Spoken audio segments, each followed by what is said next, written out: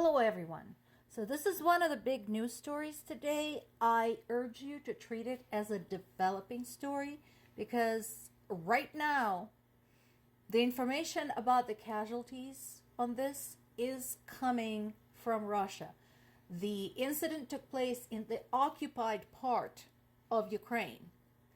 So, again, before everybody freaks out, I encourage people to look at a multitude of sources to confirm. And right now, we don't have the details from multiple sources, including the confirmation that at least one child was killed. So, one thing that we do know is that the location, that bakery, was a popular gathering place for Russian appointed officials in the region.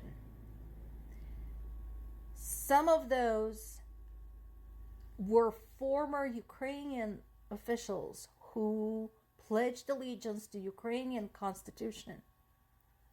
So the fact that they're now serving the Russian government indicates that they're traitors. And considering that international courts can't get to them, and Ukraine is busy fighting a war and also can't get to them, I wouldn't be surprised at all if this was actually a local act of sabotage. So, as of right now, most of the information is coming from the Russian media. Ukrainian intelligence agencies are keeping mum on the subject. No doubt they're verifying everything behind the scenes. So again, before everybody freaks out, I would like to treat this as a developing story. Tucker Carlson, talk about the name that hasn't popped up in a while, is currently in Moscow. The rumor that this headline is referring to is whether or not Putin will grant him an interview. If that happens, no doubt Fox News will be blasting it all over the place, because we love propaganda. But here's something I wanted to point out. So, hey, Department of Homeland Security, like I said, Tucker Carlson is in Moscow. Wouldn't it be so interesting if something happened to his American status while he's away? That maybe something got lost, any record of his existence or any record of his having been born in the United States got lost, and he had to do what he has been telling the immigrants to do, which is go through the process.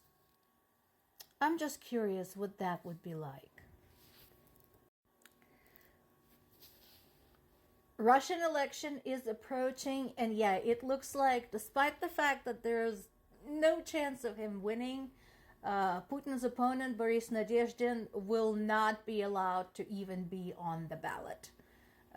They keep finding things in his application, in his paperwork, whatever.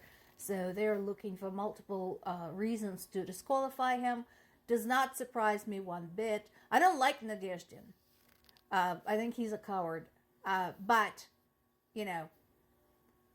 the fact that he doesn't even stand a chance is very descriptive of what's going on in Russia today. This is another developing story, or another story that I'm treating as such. So Georgia State Security Service said that it had seized a shipment of explosives that was heading from Ukraine to Russia. The explosives were found supposedly in a cargo of car batteries. Again, Ukraine's intelligence services usually take responsibility for that, but so far they haven't said anything. Again, considering the mood in Ukraine right now, wouldn't surprise me if this was a grassroots effort. These are, by the way, the same explosives, the same type of explosives that were used to blast the Kerch Bridge.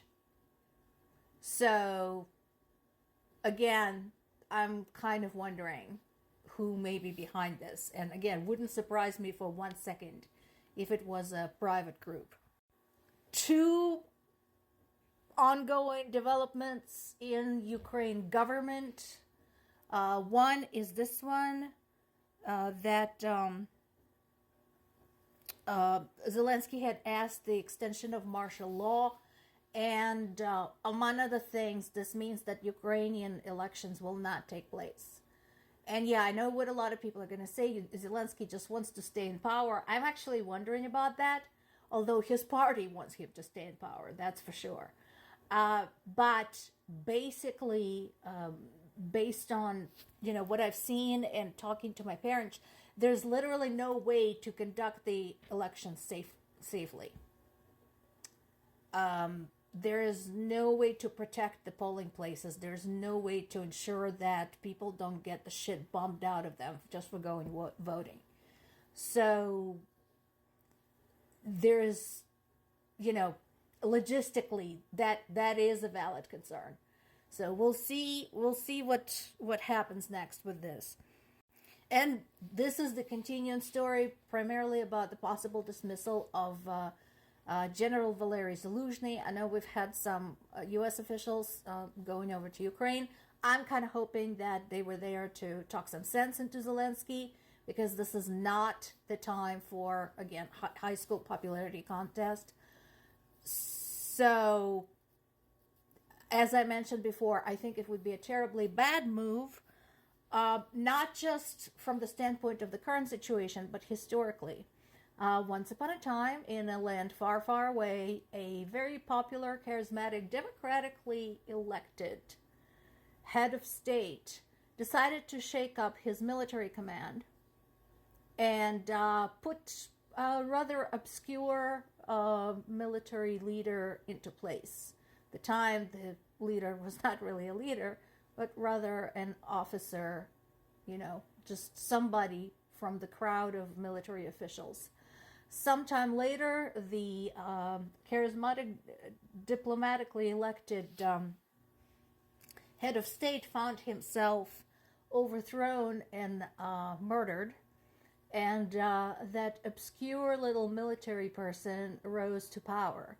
The country was Chile.